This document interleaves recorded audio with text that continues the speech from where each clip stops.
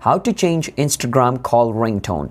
Now, like in Android, you don't have the opportunity or like the choice to set ringtone for different apps. In iPhone, you only have one main ringtone, and no matter which app you get called from, it's going to play the same ringtone. To change the ringtone, you need to change the ringtone of your iPhone. To do that, open up your settings, scroll down until you find the option called ringtones. You can click on sound and haptics. Over here, you can see the option called ringtone. Click on it, and from this list, choose whichever ringtone you want.